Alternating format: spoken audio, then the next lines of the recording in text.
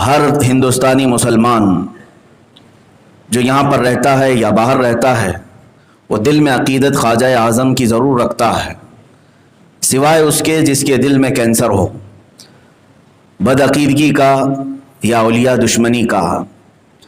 میرے عزیزو، کیوں نہ ہم غریب نواز رضی اللہ تعالیٰ عنہ کی بارگاہ میں خراج عقیدت پیش کریں، اس لیے کہ وقت کے بڑے بڑے اولیاء نے ان کے دربار میں یوں کہا ہے، خواجہ ہند وہ دربار ہے اعلیٰ تیرا، کبھی محروم نہیں مانگنے والا تیرا۔ اور اولیاء کاملین نے بھی یہ کہا ہے کہ تیرے در سے یہ کرامت بارہا دیکھی، تیرے در سے یہ کرامت بارہا دیکھی، غریب آئے اور ہو گئے غریب نواز، غریب آئے اور ہو گئے غریب نواز، جو آئے وہاں پر وہ خود غریبوں کو نوازنے والے ہو گئے۔ تیری ذات سے میرا بڑا تعلق ہے، میں غریب بڑا اور تو بڑا غریب نواز۔ عزیزان گرامی وقار، سرکار غریب نواز رضی اللہ تعالیٰ عنہ کا ایک لقب آپ سنتے ہوں گے، ہم تو ویسے انہیں عطائے رسول سے یاد کرتے ہیں، نائب رسول سے یاد کرتے ہیں، خواجہ خواجگان کہا جاتا ہے۔ السلام علیکم دوستو، امید کرتا ہوں آپ سب خیریت سے ہوں گے۔ جیسے کہ آپ نے ویڈیو کے شروع میں ہی دیکھ لیا ہو کہ آج ہم مفتی سلمان اظہری صاحب کی وہ ایسی تقریر آپ کو سنوانے والے ہیں جس میں خواجہ معین الدین چشتی رحمۃ اللہ علیہ کا پورا اتہاس مفتی سلمان اظہری صاحب نے بتایا ہے۔ چلیے دوستو ویڈیو کو اسٹارٹ کرتے ہیں۔ سلطان الاولیاء کہا جاتا ہے، شیخ المشائخ کہا جاتا ہے، لیکن ساتھ میں آپ ہند الولی کا ایک لقب سنتے ہیں، ہند الولی۔ ہند الولی جو ایک لقب ہے سرکار غریب نواز رضی اللہ تعالیٰ عنہ کے لیے استعمال ہوتا ہے، لیکن اگر اس کا میں ترجمہ کر کے آپ کو بتاؤں تو آپ کو حقیقت کا معنی معلوم ہو جائے گا۔ ہند الولی عام طور پر لوگ یہ سمجھتے ہیں کہ یہ ہندوستان کے بادشاہ کو کہا جا رہا ہوگا ہند الولی، جبکہ عربی میں اس کا ٹرانسلیٹ جب کیا جائے، مضاف اور مضاف الیہ کی ترکیب ہے، ہند الولی کا مطلب ہوتا ہے ولی کا ہندوستان۔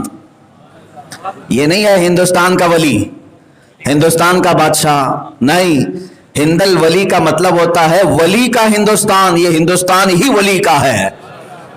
سرکار غریب نواز رضی اللہ تعالیٰ عنہ کے نام سے پورے ہند کو منسوب کیا گیا ہے۔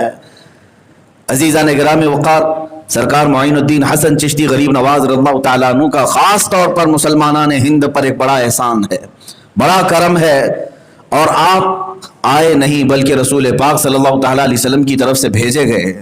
آپ کا اپنا وطن، آپ کا اپنا علاقہ سنجر جہاں پر آپ رہے، اور اس کے بعد پھر علم دین حاصل کرنے کی غرض سے جب نکلے، نیشا پور، سمرقند، بخارا، بغداد، یہ تمام علاقے ہوتے ہوئے جب آپ مکہ مکرمہ پہنچے اور پھر مدینہ رسول میں حاضر ہوئے، تو روایات یہ بتاتی ہیں کہ ایک دن بارگاہ رسول صلی اللہ تعالیٰ علیہ وسلم میں حاضری کے لیے جا رہے تھے، تو جو جالیوں کے اندر خدام خدمت کرتے ہیں ان میں سے کوئی آ کر کے پکارا، کہا روضہ رسول سے آواز آتی ہے کہ معین الدین کو بلاؤ، اے حاضرین، اے زائرین، تم میں سے کوئی معین الدین ہے تو آگے آ جائے، تم میں سے کوئی معین الدین ہے تو آگے آ جائے۔ کئی لوگ اس وقت معین الدین کے طور پر آگے آئے، تو خدام نے کہا ایک ہی کو پکارا گیا ہے۔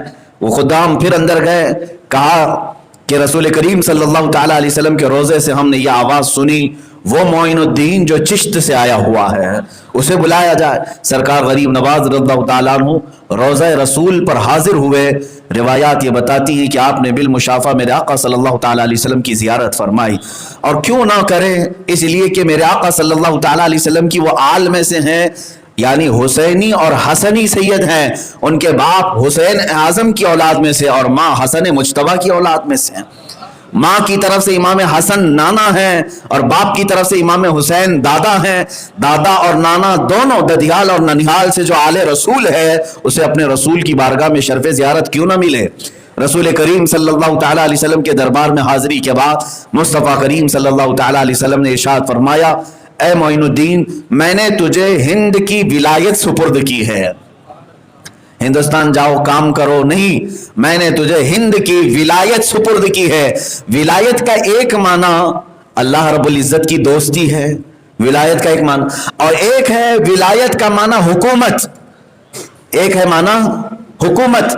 جیسے والی ہندوستان اورنگزیب عالمگیر کہا جاتا ہے، یعنی ہندوستان کا والی، ولایت کا جو رکھنے والا ہے، ولایت ایک معنی میں حکومت کا ہے اور ایک معنی اللہ رب العزت کی دوستی کا ہے. تو حضور اکرم صلی اللہ تعالی علیہ وسلم کی طرف سے جب یہ اعلان ہوا کہ اے معین الدین میں نے تجھے ہند کی ولایت عطا کی، تو بزرگوں نے فرمایا اس میں دونوں معنی آ گئے، اللہ رب العزت کی ولایت بھی اور پورے ہندوستان کی حکومت و ولایت بھی آپ کو عطا کی گئی. اور جو رسول پاک کی زبان سے نکلا وہ ولایت چند سال کے لیے نہیں ہوتی، اسی لیے ہم دیکھ رہے ہیں 800 سال گزر گئے اب بھی وہ ولایت باقی ہے، آج بھی وہ ولایت باقی ہے. مجھے بتاؤ اجمیر معلیٰ کشاں کشاں چلے جاتے ہیں عرس غریب نواز کے موقع پر، یہ وہ لوگ ہیں جنہوں نے کبھی غریب نواز کو دیکھا ہی نہیں. کون ہے ہم میں سے دیکھا ہوا؟ نہ قریب کے باپ دادوں نے دیکھا، پھر بھی وہ عقیدت و محبت کہ وہاں جان نچھاور کرنے کے لیے حاضر ہیں، راستہ بھر تکلیفیں اٹھا کر کے بھی اجمیر معلیٰ پہنچتے ہیں. جس طرح سے بھی چاہے ایک جم غفیر اور سے غریب نواز میں حاضر ہوتا ہے. میرے عزیزو یہی ولایت ہند ہے جو سرکار عالم صلی اللہ علیہ وسلم کی طرف سے غریب نواز کو عطا کی گئی، اور وہ ہے حکومت سروں پر نہیں بلکہ دلوں پر ان کی قائم ہے. میں آپ کو بتاؤں سرکار غریب نواز رضی اللہ تعالیٰ عنہ کی کرامات، ان کی ولایت، بہت ساری چیزیں آپ نے سنی ہوں گی، لیکن ایک بات یہ بھی میں بتا دوں کہ آپ یہاں ہندوستان تشریف لائے تھے تو بڑے آسان اور شاہانہ انداز سے نہیں آئے. آپ کا استقبال یا پھر عالیشان طریقے سے آپ کو نہیں لایا گیا، بلکہ یہ تو کفرستان میں آ رہے تھے. آپ کو میں بتاتا ہوں حضور اکرم صلی اللہ تعالیٰ علیہ وسلم کی بشارت کے بعد سرکار غریب نواز نے پوچھا کہ یہ اجمیر ہے کہاں ہے. اجمیر کا نام لیا گیا تھا تو انہوں نے پوچھا یہ اجمیر ہے کہاں. حضور پاک صلی اللہ تعالیٰ علیہ وسلم کی طرف سے آپ کو ایک جنتی انار دیا گیا تھا، اور آپ فرماتے ہیں اس انار کو آپ نے تناول فرمایا تو آپ کی نگاہوں میں پورے ہند کا نقشہ سامنے ابھر کر آیا. یہاں تک کہ فرماتے ہیں میں نے اجمیر کی پہاڑیاں اور ندیاں بھی دیکھ لیا. راستہ طے کرتے ہوئے جب نکلے آپ تو آپ مدینہ رسول سے پھر واپس بغداد کے راستے ہوتے ہوئے ملتان پہنچے. ملتان جو آج پاکستان میں، وہاں کے حالات بڑے خراب تھے، ملحد لوگ تھے، بہت سارے لوگ خدا کا ہی انکار کرتے. وہاں سرکار غریب نواز رضی اللہ تعالیٰ عنہ کے ساتھ کچھ لوگوں نے اس قدر سخت معاملہ کیا کہ آپ کو زہر دیا گیا، کھانے میں زہر ملا کر. وہاں کا جو بڑا ملحد تھا اس نے اپنے 4 لوگوں کو، وہ ایک عمل ہوتا ہے جس کو ہیپناٹزم کہا جاتا ہے، عمل تنویم، سلا کر کے جو آرڈر دیا جائے، یہ عمل اس زمانے میں بہت مشہور تھا. ملتان کے ملحدین نے سرکار غریب نواز رضی اللہ تعالیٰ عنہ کے کھانے میں زہر دیا اور پیش کیا. آپ اس کھانے کو سامنے رکھتے ہیں اور جو 4 لوگ آئے تھے زہر دینے کے لیے وہ بیٹھے ہوئے رہے. حضرت سرکار غریب نواز رضی اللہ تعالیٰ عنہ نے ایک صاف ورق منگوایا، ایک پیپر منگوایا اور اس کو قریب میں رکھا، اور پھر آپ نے پڑھ کر کے اس میں دم فرمایا. کھانے کے اندر جتنا صفوف زہر کا تھا وہ سب اڑ کر کے اس ورق میں آ کر جمع ہوا. اور پھر حضرت سرکار غریب نواز رضی اللہ تعالیٰ عنہ نے ان ملحدین سے کہا کہ یہ لے جاؤ، یہ زہر جس نے دیا تھا اسے واپس پہنچا دو، اللہ تبارک و تعالیٰ معین الدین کا حافظ و نگہبان ہے. عزیزان گرامی وقار، اس راستے میں آپ کو تکلیفوں کے اس قدر بارشیں ہوئی، سمجھ لیں آپ کہ مشقتوں کے پہاڑ ڈھائے گئے. اتنا ہی نہیں، 30 سال تک آپ نے قیام فرمایا ملتان میں، وہاں تبلیغ اسلام کی خاطر. پھر وہاں سے لاہور ہوتے ہوئے داتا گنج علی حجویری رضی اللہ تعالیٰ عنہ کی بارگاہ میں قیام فرمایا تقریباً 8 مہینے تک. پھر وہاں سے دلی تشریف لائے. یہ جو آپ کا سفر ہو رہا تھا، یہ سفر جب شروع ہوا، ہندوستان کے حالات کیا تھے میں آپ کو بتاؤں. ہندوستان میں خاص طور پر اجمیر میں راجہ پرتھوی راج کا دورہ تھا. تقریباً 52 راجے اس کے اندر میں آتے تھے، دیگر چھوٹی چھوٹی ریاستوں کے سب اسے سجدے کرتے. ان کے ہاں سخت ترین فوج تھی جو ہر ایک کو شکست دے دیتی. راجہ پرتھوی راج نے شہاب الدین غوری کی 12,000 لشکر کو شکست دیا تھا. اسے بڑا غرور تھا، تکبر تھا. اور یہ زمانہ ہند میں ایسا تھا کہ یہاں کے حالات فارسی کی کتابوں میں لکھے گئے ہیں کہ اس زمانے میں ایسے حالات تھے کہ لوگ گوبر کی پوجا، پیشاب کی پوجا، شرمگاہوں کی پوجا، ان تمام چیزوں میں تو ملوث تھے، اور آج بھی تقریباً کچھ لوگ ان کاموں میں ملوث ہیں. اس وقت لوگوں کو بدعقیدہ کر کے ایسا بہکا کر کے رکھا گیا تھا کہ وہ صرف اور صرف چند لوگوں کے پیروکار تھے. یہاں تک کہ شودر اگر کسی برہمن کے سامنے سے گزر جاتا تو اسے آگ سے داغ دیا جاتا, کانوں میں گرم تیل ڈال دیا جاتا. ظلم و ستم بھی تھا یہاں پر. اب اس زمانے میں سرکار معین الدین غریب نواز رضی اللہ تعالیٰ عنہ ہند تشریف لا رہے ہیں. میرے عزیزو, ہماری تبلیغ اور آج کے زمانے کی تبلیغ اور اصلاح ان کی بارگاہ کے ایک ذرے تک بھی نہیں پہنچ سکتی, اس لیے کہ ہم تو مسلمانوں کے بیچ میں جا رہے ہیں جہاں لوگ پہلے سے ہمارے استقبال کے لیے کھڑے ہیں, گئے اور ان کے درمیان تقریر کر کے آ گئے ہیں. میں سمجھتا ہوں یہ کون سا کمال ہے. سرکار غریب نواز جس وقت ہند تشریف لائے تھے وہاں تو پورے کے پورے آپ کے دشمن تھے اور کفرستان میں آئے تھے. لیکن ایک بات میں جو بتانے جا رہا ہوں وہ یہ ہے کہ پرتھوی راج کی جو ماں تھی اس کو راج ماتا کہتے تھے. راج ماتا وہ بڑی علم کہانت میں جیسے ایک جوتش تھی, علم نجوم کی ماہر. اس نے کافی سال پہلے ہی یہ ساری چیزیں اندازہ لگا لیا اور کہا کہ اجمیر میں ایک درویش آنے والا ہے جس کی وجہ سے ہماری سلطنت زیر و زبر ہو جائے گی.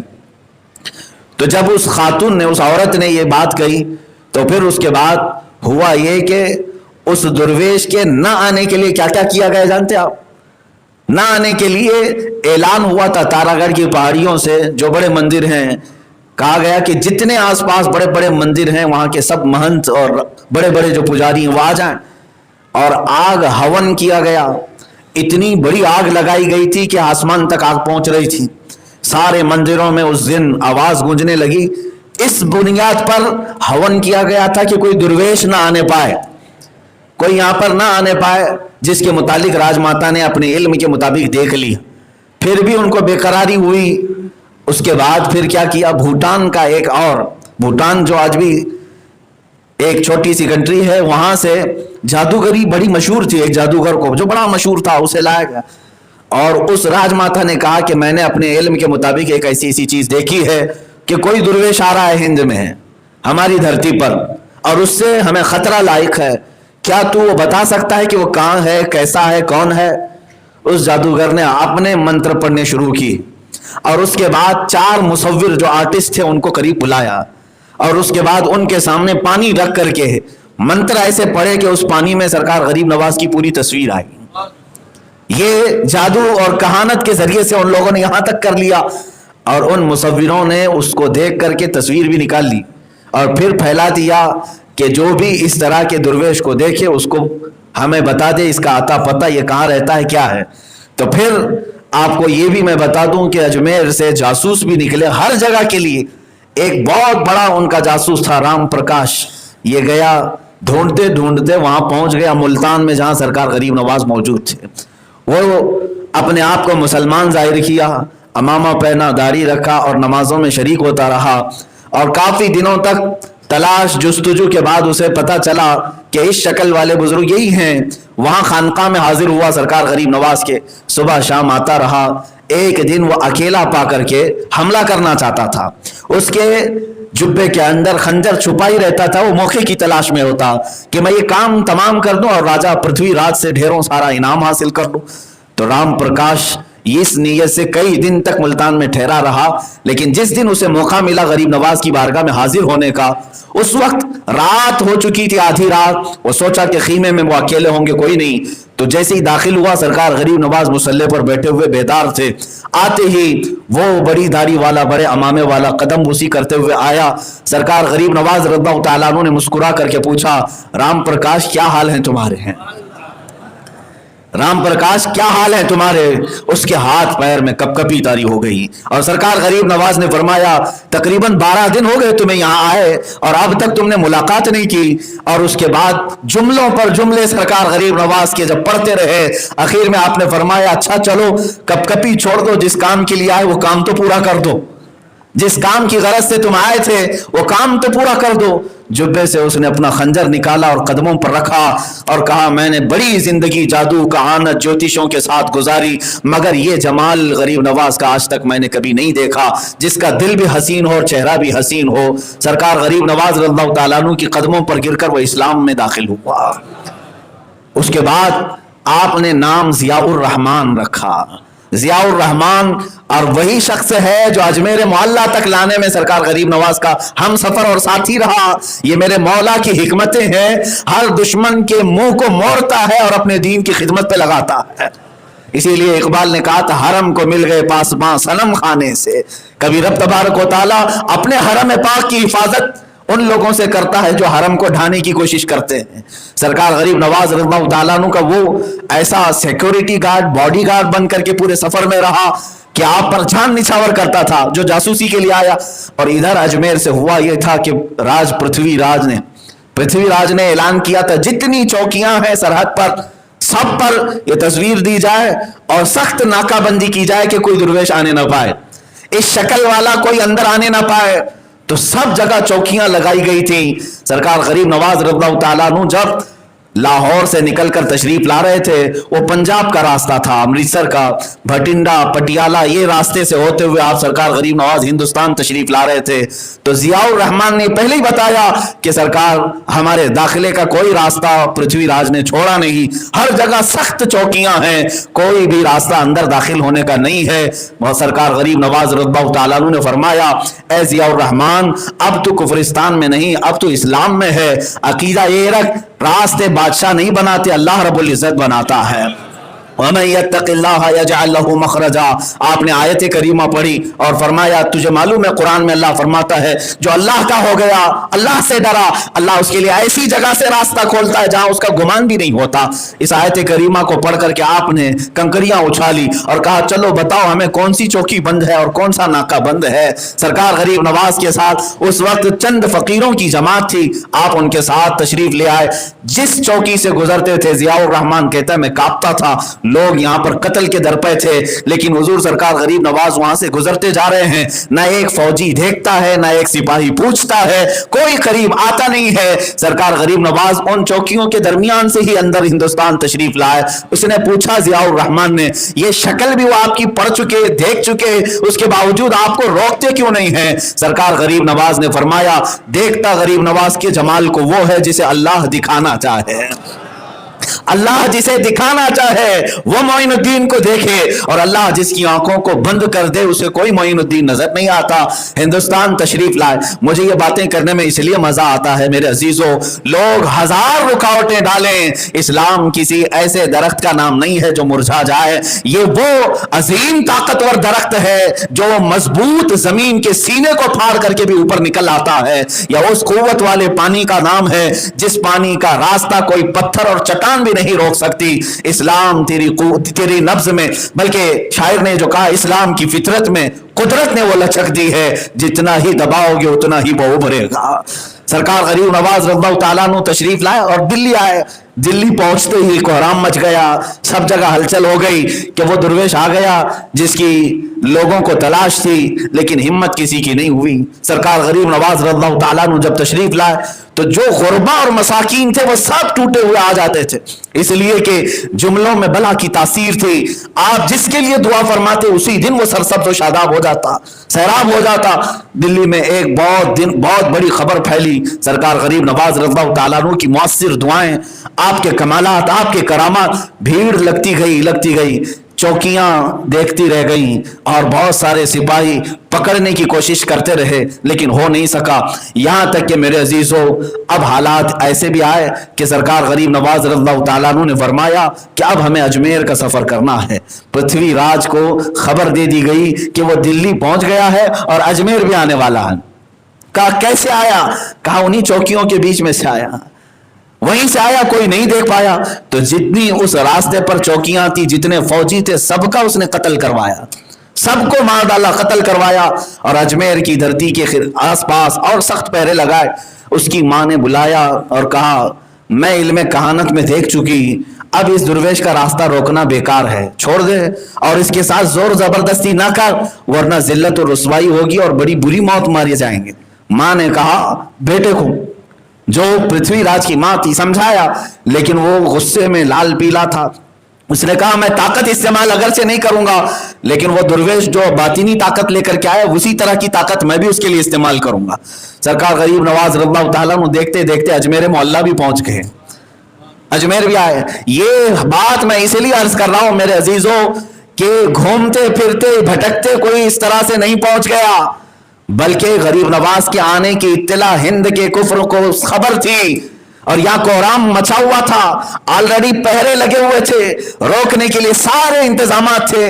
ان تمام تر دروازوں کو پھلانتے ہوئے شہنشاہ ہند اجمیر کی دھرتی پر تشریف لایا ہے، اور اس کے بعد سرکار غریب نواز رضی اللہ تعالیٰ عنہ کے آنے کے بعد جو آپ کے اوپر سختیاں ہوئی وہ ایک دو نہیں، بہت ساری ہیں۔ آپ کو آتے ہی لوگوں نے گھیرنا شروع کیا، لیکن کئی لوگ، یہاں تک کہ تاریخ میں بتایا دلی سے اجمیر جانے تک راستے میں، دلی سے اجمیر جانے تک راستے میں 7,000 لوگ اسلام میں آ چکے تھے۔ وہ جس راستے سے گزر جائیں شمع اسلام کو روشن کرتے چلے جائیں، وہ خوشبو پھیلاتے ہوئے چلے جائیں۔ جب آپ اجمیر معلیٰ میں آئے تو آپ جہاں بیٹھے وہاں سے اٹھایا گیا یہ کہہ کر کہ راجہ کے اونٹ بیٹھتے ہیں یہاں پر، اٹھ جاؤ۔ سرکار غریب نواز رضی اللہ تعالیٰ عنہ نے یہ فرمایا کہ ٹھیک ہے، تمہارے بادشاہ کے راجہ کے اونٹ ہی بیٹھے رہے ہیں، ہم اٹھ جاتے ہیں۔ وہ اونٹوں کو بٹھایا گیا، اس کے بعد وہ اونٹ اٹھتے ہی نہیں تھے۔ دن گزر گیا، رات گزر گئی، اٹھتے نہیں تھے، مار مار کر کے کھینچا گیا، اٹھتے نہیں تھے، اس لیے کہ غریب نواز کی زبان سے یہ نکلا تھا کہ اونٹ ہی بیٹھے رہے ہیں۔ گفت ہے او گفت ہے خدا بوت، فارسی میں کہا گیا اللہ کے ولی کا جو قول ہوتا ہے وہ در حقیقت رب ذوالجلال کا کلمہ ہوتا ہے، اللہ تعالیٰ کی طرف سے ہوتا ہے۔ تو اس کے بعد پھر آپ کی بارگاہ میں آ کر لوگوں نے معافی تلافی کی، لوگوں کو خبر ہو گئی کہ اس درویش کی طاقت معمولی نہیں ہے، اور اونٹوں کو آپ نے اٹھنے کا حکم دیا تو دوبارہ اٹھائے گئے۔ پرتھوی راج نے کہا کہ میں طاقت کا استعمال نہیں کروں گا، جو یہ اپنی باطنی قوت کا استعمال کرتا وہی میں کرتا ہوں۔ تو وہاں پر موجود جو سب سے بڑا جادوگر تھا ان کا اجے پال جوگی، اسے بلایا گیا، بڑے انعامات اکرامات ساری چیزوں کا اعلان، اور اس کے ساتھ ایک بڑی فوج آئی۔ اب یہ جو مقابلہ ہوا جادو کا، ایک جادو کا اور ایک اللہ کے ولی کا، ولی کی کرامت ہوتی ہے، سحر اور شعبدہ بازی نہیں ہوتی۔ اجے پال جوگی نے آگ پھینکنا شروع کیا، لیکن ان میں سے آگ کی ایک چنگاری بھی غریب نواز کی جبے کو نہیں جلا سکی، اس لیے کہ وہ جھوٹی آگ تھی، جادو کی نظر بندی ہو سکتی ہے۔ پتھر پھینکنے کی کوشش کیا، آپ نے حصار فرما لیا تھا، اپنے ارد گرد گھیرا بنایا، آپ اور آپ کے مریدین تھے، ایک پتھر بھی اس دائرے کے اندر داخل نہیں ہوتا۔ اللہ جس کی مدد فرمائے میرے عزیزو، اس نے اپنی طاقت و قوت سے ہوا میں اڑنے کا عمل دکھایا۔ ہوا میں اڑنے کا عمل، سرکار غریب نواز کی لکڑی کی جو کھڑاؤں تھی، چپل نالین، آپ نے اسے حکم دیا اور کھڑاؤں اوپر اڑی اور اس کے سر کو مارتے ہوئے نیچے لے آئی۔ ابھی آخری بات تھی، اس نے ہر طرح کے حربے اپنا کر دیکھ لیے، اس کے بعد اسے پتہ چل گیا جادو کا مقابلہ جب جادو سے ہوتا ہے تو ایک سے بڑھ کر ایک جادو دکھائے جا سکتے ہیں، لیکن یہاں جادو کا مقابلہ جادو سے نہیں اللہ کے ولی سے ہے، اور کرامتیں ہیں جادو کو تو تہس نہس کر دیتی ہیں۔ اجے پال جوگی تھک ہار کر کے کہا میں ہند کا سب سے بڑا جادوگر ہونے کا فخر رکھتا تھا، مگر تمہارے جیسی طاقت میں نے آج تک نہیں دیکھی، اور سب کے سامنے تمہاری چپلوں نے مجھے نیچے اتارا ہے، تو پھر اگر غریب نواز کا ہاتھ پڑے تو پتہ نہیں کہاں تک چلے جائے، پیر پڑے تو پتہ نہیں تحت الثری میں پہنچ جائے۔ اس نے اسی وقت سرکار غریب نواز رضی اللہ تعالیٰ عنہ کی بارگاہ میں شرف اسلام سے وابستہ ہوا اور بیعت بھی کیا، آپ نے اس کا نام عبداللہ بھی رکھا۔ سرکار غریب نواز رضی اللہ تعالیٰ عنہ کے مقابل میں جو آئے اور وہ سب دائرہ اسلام میں داخل ہوتے رہے۔ ان تمام واقعات سے مجھے ایک بات سمجھ میں آتی ہے، عطائے رسول کا لقب بالکل پرفیکٹ ہے سرکار غریب نواز کی شان کے لیے، اس لیے کہ میرے آقا صلی اللہ تعالیٰ علیہ وسلم کی آل میں سے بھی ہیں، اولاد میں سے بھی ہیں، اور عالم ہونے کے اعتبار سے نائب رسول بھی ہیں۔ حضور اکرم صلی اللہ تعالیٰ علیہ وسلم کے پاس جس طرح دشمن آتے مارنے کے لیے، قتل کرنے کے لیے، لیکن اخلاق رسول دیکھ کر وہ متاثر ہو جاتے، اسلام میں آتے۔ اللہ کے نبی صلی اللہ تعالیٰ علیہ وسلم نے اپنی یہ عطا غریب نواز کو بھی عطا کی تھی، جو بھی دشمن آتا تھا وہ آپ کا مرید بھی ہو جاتا، یہاں تک کہ عورتیں بھی آئیں بہکانے کے لیے غریب نواز رضی اللہ تعالیٰ عنہ کی بارگاہ میں، کئی دن تک آتی رہی۔ سرکار غریب نواز رضی اللہ تعالیٰ عنہ نے انہیں بھی اسلام میں داخل کیا۔ سب وہاں کے انا ساگر کا پانی بند کیا گیا، راستے روکے گئے، یہ ساری تکلیفیں جو میں نے عرض کیا اسلام کی شوکت کو روکنے کے لیے, اسلام کی بڑھتی ہوئی توانائی اور قوت کو روکنے کے لیے. اے مسلمانوں, اگر آج آپ کو ایسا لگتا ہے کہ کوئی دوسرا پرتھوی راج ہماری مسجدوں کو روکتا ہے یا ہمارے مساجد اور منابر اور معابد کے لیے روڑے اٹکاتا ہے, تو ڈرنے کی بات نہیں. جو غریب نواز کی قوم ہند میں آباد ہے, انشاءاللہ العزیز, جیسے اجمیر معلیٰ میں میرے مولا نے مدد فرمائی تھی, ہند کے غریب نواز کے مریدین کی آج بھی مولا ویسی مدد نازل فرمائے گا. شرط یہ ہے کہ یہ ہندی مسلمان سرکار غریب نواز کے مشن پر تو آ جائیں, آپ اپنے مشن پر آ جائیں. آپ اپنی توانائی اور قوت یہاں پر دنیا حاصل کرنے کے لیے, عیاشی کے لیے نہ لگاؤ. اے جوانوں, اے نوجوانوں, تمہیں تو ایک کوئی حسن والی پری دکھا دی جائے, ایمان خراب ہو جائے. لوگ دولت دکھا دیں تو تم اپنا سارا منصب چھوڑ کر ادھر چلے جاؤ. ایک بات یاد رکھ لینا کہ آپ سرکار غریب نواز کے عاشق ہو اور ان کے سچے پیروکار ہو, تو تمہیں ایک بات کا ہمیشہ خیال رکھنا ہوگا کہ دنیا مجھے حسن دکھائے گی, جمال دکھائے گی یا مال و دولت دکھائے گی, لیکن میرا عقیدہ یہ ہے جو جان مانگو تو جان دے دو, جو مال مانگو تو مال دے دو, مگر یہ ہم سے کبھی نہ ہوگا نبی کا جاہو جلال دے دو. اس عقیدے کے ساتھ اگر جیتا رہا مسلمان, تو میں سمجھتا ہوں تمہیں کیا, تمہاری جوتیوں کو بھی خریدنے کی کسی کے اندر طاقت نہیں ہوگی, کوئی نہیں خرید سکے گا.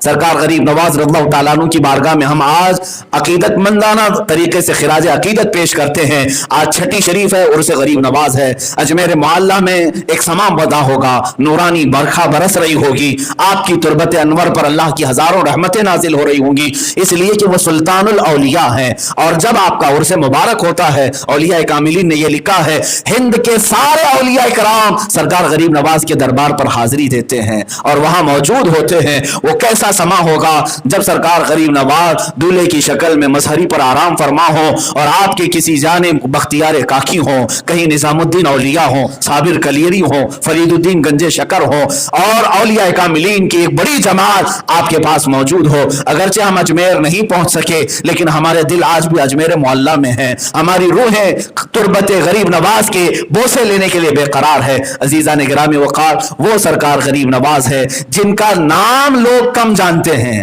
نام آپ کو معلوم ہے, سرکار غریب نواز رضی اللہ تعالیٰ عنہ کا نام حسن ہے.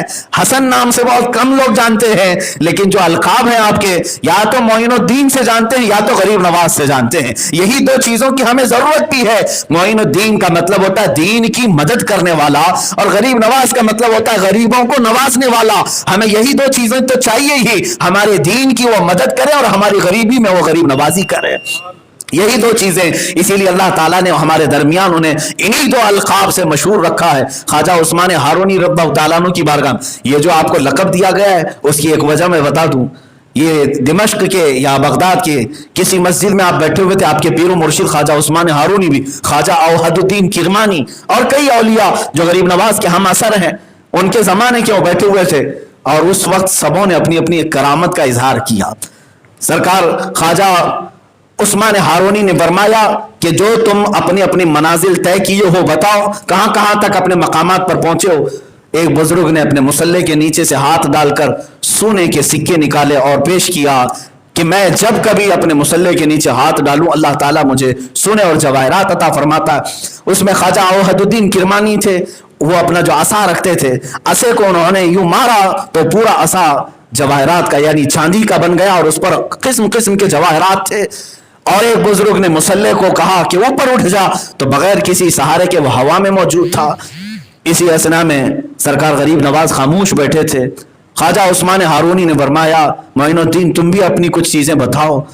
تو بڑے اصرار کے بعد آپ نے اپنے جبے میں ہاتھ ڈالا اور گرم گرم 2 روٹیاں نکال کر رکھ دی, پکی ہوئی 2 روٹیاں تھی. تو دوسرے اولیاء کاملین نے اپنے بڑے بڑے جو کرامات دکھائے, کسی نے سونے, جواہرات, چاندی اور بہت ساری چیزیں. اس میں روٹیوں کی کیا قیمت, تو سب وہاں رکھے ہوئے تھے, سونے, جواہرات, چاندیاں, اس میں 2 روٹیاں بھی رکھی ہوئی تھی. خواجہ عثمان ہارونی دیکھ کر مسکرا رہے تھے. اسی اثنا میں ان درویشوں کے درمیان ایک فقیر آیا اور کہا, اے اللہ والوں کی مجلس, اے اللہ والوں, تمہارے گھر سے اور تمہارے دربار سے کوئی منگتا مایوس نہیں جاتا, بڑا بھوکا ہوں, بہت دیر کا بھوکا ہوں, مجھے تم لوگ کچھ کھلا دو. اس فقیر کو بلایا, خواجہ عثمان ہارونی نے اس سے وہ سونے کے سکے سب دے دیے, کہا لے کھا لے. اس نے کہا مجھے بھوک لگی ہے. भूख लगी है, चांदी दे दिया, इसको खा ले पेट भर जाएगा। उसने कहा नहीं, वो जो आपके सामने 2 रोटियां रखी हैं वो मुझे चाहिए। ख्वाजा उस्मान हारूनी ने वो रोटियां उठाई और दी, और सारे औलिया जो बैठे थे उनसे कहा तुम सबों ने अपनी अपनी करामात दिखाई अपनी जगह पर, लेकिन मेरा मोइनुद्दीन वो दिखाया जो गरीबों की जरूरत है, जो उम्मत मुस्तफा की जरूरत है। सरकार गरीब नवाज रज़ियल्लाहु तआला अन्हु को गरीब नवाज उस दिन से कहा जाने लगा, बल्कि और भी दीगर वजह तस्मिया के वाकयात बयान किए जाते हैं। आज हम सब की अकीदत अजमेर मोहल्ला से वाबस्ता है। ए मुसलमानों, आखिरी में आप सबको ये नसीहत करना चाहूंगा, अब हिंदुस्तान का माहौल खराब करने की कोशिशें की जा रही हैं। कुछ लोग जहर उगल रहे हैं, कुछ साधु संत पंडित जिन्होंने सरकार गरीब नवाज की शान में गुस्ताखियां की, मैं उनकी सख्त तरीन मजम्मत करता हूं और इंतजार करता हूं चंद दिनों के बाद तुम्हारा भी वही हाल होगा जो पृथ्वीराज का हुआ था। या तो फिर इंतजार करो कि कोई खड़ाऊ आए जो तुम्हारे सरों पर भी पड़े। अल्लाह रब्बुल इज्जत या तो उन्हें हिदायत दे या तो फिर हिलाक फरमाए। जो गरीब नवाज की शान में हर्जा सराई करते हैं, अल्लाह रब्बुल इज्जत ने सच फरमाया मन आदा अली वलियन फकद आज़नतुहु बिल हर्ब, जिसने मेरे वली से दुश्मनी की मैं उसको अपने साथ जंग का ऐलान करता हूं। जिसकी हिम्मत है वो अल्लाह से जंग करे। जिन्होंने छेड़ा है गरीब नवाज को वो दर हकीकत अल्लाह से जंग को छेड़ चुके हैं। इंतजार करना मेरे अजीजों, बड़ी बुरी मौत वो मारे जाएंगे। लेकिन मैं अपने माशरे में भी ये कहूंगा, कोई बदअकीदा आकर के शान गरीब नवाज में गुस्ताखियां करता है तो फौरन अपनी मजलिसों से उसे पाक कर दो, या अपनी मजलिसें उससे पाक करो और उठ जाओ, इसलिए कि अल्लाह का अजाब आ सकता है। कयामत के दिन तुम्हारी पकड़ हो सकती है। औलिया की दुश्मनी और गुस्ताखी में कभी ना जीना, बल्कि उनके कदमों से वाबस्ता रहकर उनकी गुलामी में ही जीते रहना। इसलिए कि ख्वाजा कुतुबुद्दीन बख्तियार काकी पर एक बार दिल्ली में आप अपनी खानकाह में एक औरत आई और हमला थी, सीधे इल्जाम लगाया। बादशाह अल्तमश था उस जमाने में, शमसुद्दीन अल्तमश, उसके पास आकर कहती है औरत कि मुझे पाक कर दीजिए, मेरा निकाह करा दीजिए। कहा किससे निकाह कराएं? कहा कुतुबुद्दीन बख्तियार काकी से, इन्होंने मेरे साथ ज़िना किया है। माअज़ल्लाह रब्बिल आलमीन। मेरे अजीजों, इतनी बड़ी तोहमत, पेट में बच्चा है और आकर औरत कहती है कुतुबुद्दीन बख्तियार काकी का बच्चा, ये उसका बच्चे का बाप है, निकाह करा दीजिए। तो बादशाह सख्ते में रह गया, हैरत में रह गया।